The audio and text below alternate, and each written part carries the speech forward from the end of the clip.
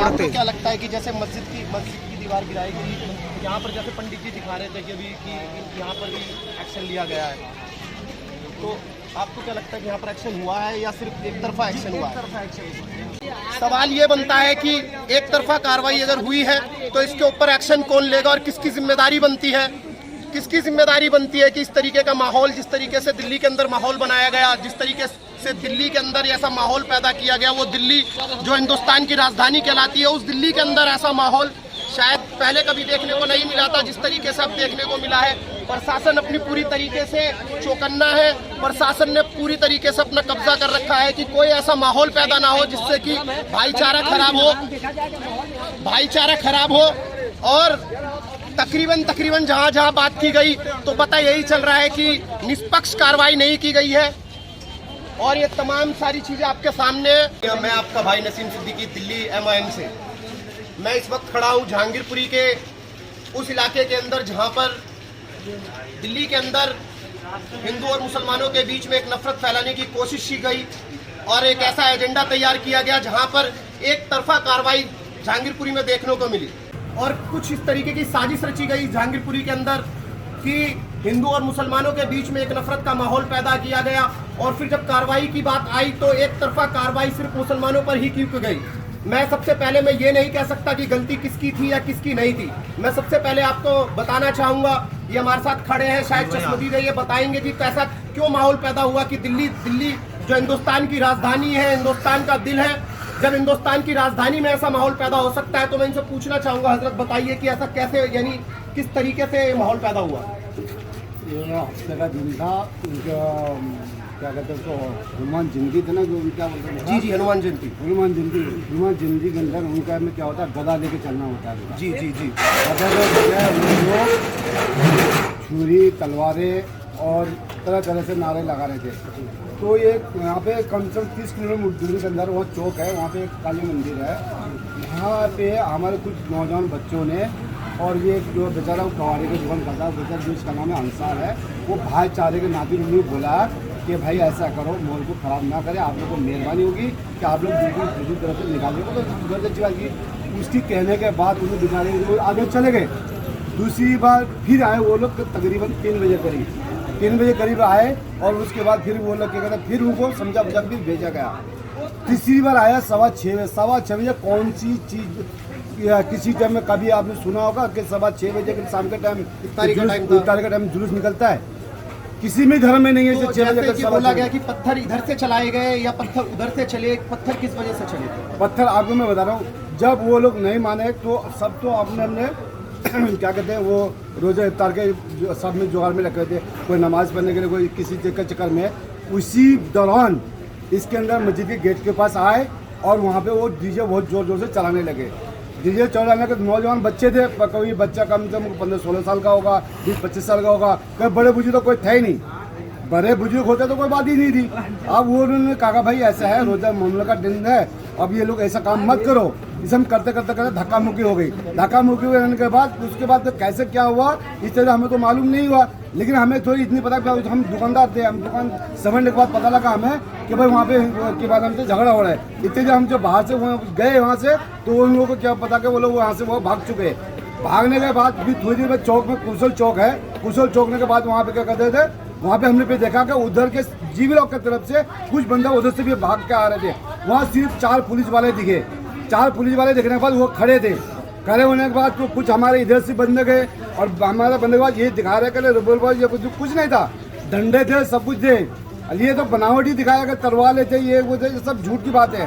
कुछ मीडिया वाले ऐसे आए यहाँ पे, मतलब उस किसी का नुकसान नहीं हुआ, तो किसी को मारा नहीं है। आपके कहने का अभी अवैसी साहब जैसे आपके पास से होकर गए जी, तो मेरे कहने का मतलब है कि जो आज बुलडोजर चलाया गया, जिस तरीके से बुलडोजर इस रोड के ऊपर चला, तो आपको क्या लगता है कि एक तरफा कार्रवाई थी कि सिर्फ वो मुसलमानों के खिलाफ कार्रवाई हुई, कि ऐसा लगा कि दोनों तरफ से दंगा भड़का था कि उनके खिलाफ भी ऐसी कार्रवाई की गई? जैसे कि देखा गया कि मस्जिद का आगे का गेट तोड़ दिया गया लेकिन मंदिर अभी भी सही सलामत है। यही बताइए। तो आप आज जो न्यूज ये दिखा रही है, जब सुप्रीम कोर्ट ने भी फैसला दिया था कि आप बुलडोजर ना चलाए, लेकिन बुलडोजर जो चलाया गया एक तरफा मुसलमानों के ऊपर चला, या बुलडोजर चलाने से कोर्ट से पहले क्या कहते हैं नोटिस दिया जाता है, ठीक है, हमें किसी भाई को नोटिस नहीं मिली। जब ये लोग रात को नोटिस के बाद बजे हमें 7 बजे बाद पता लगा कि भाई ये आज की ना अचानक जो पब्लिक के जमाने से पुलिस प्रशासन बढ़ने लगे, कम हजारों की तादाद में पुलिस प्रशासन बोले हमने क्या हो गया, बोले आप ये समझ सकते हैं कि ये लोग ऐसा माहौल है कि चारों तरफ से पैक कर दिया गया है, लोग घरों से निकलने में डर रहे हैं, क्योंकि आपको मालूम है कि हिंदुस्तान का कानून, हिंदुस्तान की मीडिया जिस तरीके से एक नफरत भरा जहर घोल रही है, एक तरफा सिर्फ अगर मुजरिम दिखाया जा रहा है तो हिंदुस्तान के मुसलमानों को दिखाया जा रहा है। कोई भी कार्रवाई इस तरीके से नहीं की गई जहांगीरपुरी के अंदर जिससे कि संतुष्टि की जाए कि जिससे कि हमें विश्वास हो कि कानून व्यवस्था सबके लिए है। इसलिए मैं आपके बीच में बोलना चाहता हूं कि हाँ, ये सारे भाई खड़े हैं हमारे कि मैं दहशतगर्द हूं तो मरने के बाद मेरा बेटा बोल सकता है, हुकूमत के इशारों पर तो मुर्दा बोल सकता है। और यहाँ नफरतों की आंधियों ने लूटी है इतनी अजमतें, अगर पूछना चाहो तो दुपट्टा बोल सकता है। और आपके सामने है कि नफरत ने जलाई है इतनी बस्तियां, अगर कानून पूछना चाहे तो मलवा बोल सकता है। और हमारी लाशों पर बिछी है इतनी कुर्सियां, ये वो सच है कि झूठे से झूठा बोल सकता है। चारों तरफ ऐसा माहौल, डर का माहौल, सिर्फ कार्रवाई एक ही तरफ क्यों?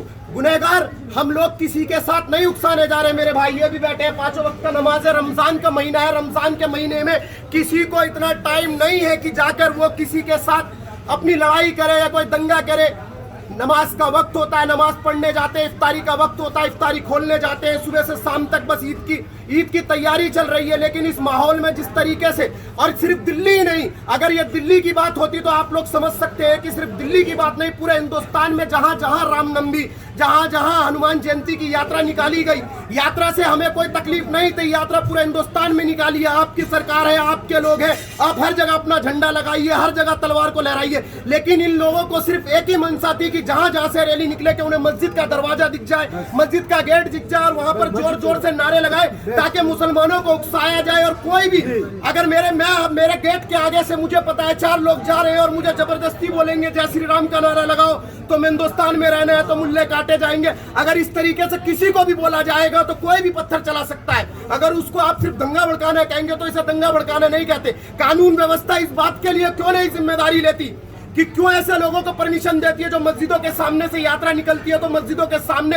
लाउड स्पीकर को तेज लगाते हैं। अगर हमारे अजान से भी दिक्कत है तो हम लोग 5 वक्त की एक बार नमाज होती है तो अजान होती है तो हम किसी के घर के आगे हॉर्न नहीं लगाते, अपना एक मस्जिद के ऊपर हॉर्न है जो चारों तरफ जिसके घर तक जाती है आवाज पहुंच जाती है। हम किसी मंदिर के आगे अपना हॉर्न लेकर खड़े नहीं होते कि हमारी अजान को सुनो या किसी तरीके से करो।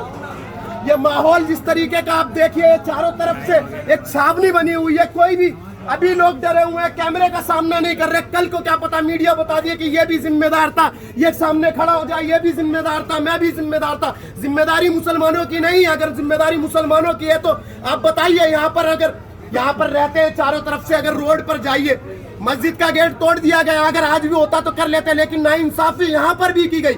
बुलडोजर अगर चलना था, अवैध निर्माण बताया गया कि ये गेट मस्जिद का बाहर निकला हुआ, अभी भी मंदिर आपके सामने सेफ है। क्यों मंदिर पर बुलडोजर नहीं चलाया गया? क्योंकि ये लोग मुसलमानों को माली हालत से, दैनी हालत से कमजोर करना चाहते हैं। 10:30 बजे ऑर्डर आ गया तो कोई बुलडोजर नहीं चलाया गया। उसके बावजूद भी इन लोगों ने बुलडोजर चलाया गया। जब मस्जिद के ये दलित तोड़ चुका, जब मंदिर के पास गए तो वहाँ से कोर्ट से कोई एक आदमी आया कि भाई कोर्ट ने मना कर दिया, तो इसका मतलब कोर्ट ने इसको इजाजत दी थी कि मस्जिद का स्वीप तोड़ो, मंदिर छोड़ो। ऐसा क्यों? ऐसा एक तरफा नाम से स्वतंत्र व्यवहार क्यों? और ये जानबूझकर ये पुलिस प्रशासन का शासन से, और सबसे बड़ा इसमें मीडिया का हाथ है। जो मीडिया ने 10 मिनट का खाली भगादौड़ी का मामला था, किसी का जख्म नहीं हुई, किसी को मारा नहीं गया, किसी पुलिस को नुकसान नहीं कर गई, ये जबरदस्ती मुसलमानों पे ये थोपी गई है। और जिस तरीके से मीडिया दिखा रही है कि जहांगीरपुरी के अंदर बांग्लादेशी लोग रहते हैं, तो इतने सालों से इन्होंने घर बना रखा है। आज से पहले तुम्हें बांग्लादेशी या बाहर के लोग नहीं दिखे। आज अगर फसाद होता है तो बांग्लादेशी लोग रहते हैं, इन्हें निकाल दो। कभी एनआरसी के लिए बांग्लादेशी, हर चीज में अगर मुसलमानों को जिम्मेदारी देने का ठेका अगर आप लोगों ने ले रखा है तो मैं तमाम लोगों से कहना चाहता हूँ, हम लोग कोई भाईचारे को खराब नहीं करना चाहते, हम लोग ईद दिवाली साथ मनाना चाहते, हम लोग खुश रहना चाहते। इतना वक्त हमारे पास नहीं है, हमारे को भी अल्लाह ने 2 हाथ 2 पैर दिए हैं, रोजी रोटी कमाने का एक धंधा दिया है। आप सिर्फ वक्त खराब करके, सिर्फ मुसलमानों को कमजोर करके आप हिंदू राष्ट्र बनाने का सपना देख रहे हो और कुछ मकसद नहीं है हिंदुस्तान में। और मैं तमाम भाइयों से कहना चाहता हूँ, चाहे वो हिंदू हो चाहे वो मुसलमान हो, नफरतों को छोड़ो मेरे भाई। नफरतों से कुछ हासिल नहीं होने वाला।